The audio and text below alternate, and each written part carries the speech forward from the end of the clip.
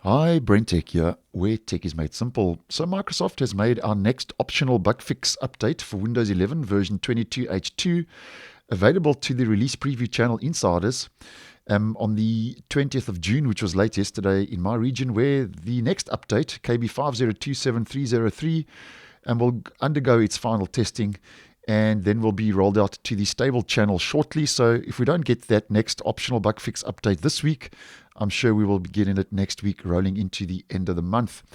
Now, when that update does roll out to the stable channel, and if you do decide to install the optional update, because it is optional, if we just head to About Windows, currently the stable version of Windows 11 22H2, the OS build is 22621.1848.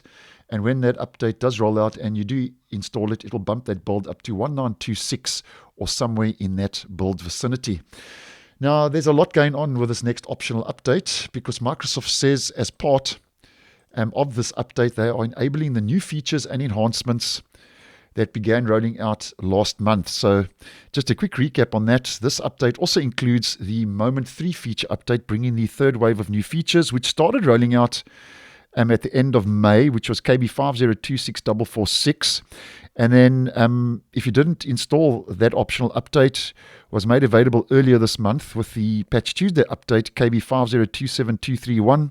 And if you have still not received all or some or most of those Moment 3 features, like seconds in the system tray clock as an example, then this next optional update should start pushing those out, as Microsoft says, gradually rolling out, which means the features are on a controlled rollout. And if you are new to the Moment 3 feature update and you haven't received the features yet, I have posted a whole video where we have a step-by-step walkthrough of the new features. So I'll leave this video in the description for you to go check out if you would like some more info.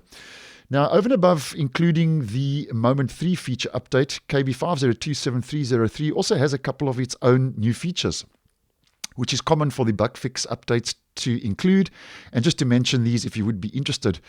The update improves several simplified Chinese fonts and the Microsoft Pinyin input method editor. The update expands the rollout of notification badging for Microsoft accounts on the Start menu.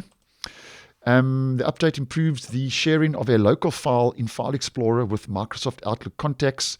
Microsoft says you can now have the option to quickly email the file to yourself. Over and above that, loading your contacts, Microsoft says, from Outlook is better. And the update adds many new features and improvements to Microsoft Defender for endpoints. So that's improvements for Defender rolling out to corporations and enterprises. And the update can now authenticate across Microsoft clouds. And the update improves your computer's performance when you use a mouse that has a high report rate for gaming. So that's a bit of a gaming improvement there for your mouse. And the update affects virtual memory ranges. They are now added to kernel-generated mini-dumps after a stop error, and a stop error is a blue screen of death. Now, those are the new improvements that are rolling out with the next optional bug fix update.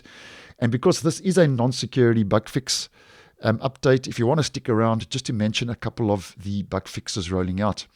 Now, the update addresses an issue that affects Microsoft Intune push notifications. The issue stops devices that have less than 3.5 gigabytes of RAM from getting them. And there are also fixes. There are two fixes for Narrator. There's a fix for Teams, and if you are using the on-screen keyboard, there's also an on-screen keyboard fix. Now, if we just head over quickly to the Windows tools and we head to the Task Scheduler, which is a maintenance tool built into Windows 10 and Windows 11. The update addresses an issue that affects a scheduled monthly task. Apparently, Microsoft says it might not run on time if the next occurrence happens when daylight savings time occurs. So that's a bit of a bug fix improvement for the maintenance tools. And the update addresses an issue that might affect your computer when you are playing a game. Apparently, timeout detection and recovery errors might occur. And it also addresses an issue that affects certain apps. In some instances, video flickering occurs. And I think that's going to be a major bug fix that's rolling out, fixing video flickering issues. And the update addresses an issue that affects the spooler service. It stops working. So that's a printing fix. And the File Explorer has received 2 bug fixes. And just to mention those quickly, The update addresses an issue that affects File Explorer. That's explorer.exe, which is basically the shell of your Windows operating system. It stops working. So the shell of your operating system is your File Explorer, your Start menu, your taskbar, your notification center, and so on. And the update addresses an issue that affects some earbuds. Apparently, they stop streaming music.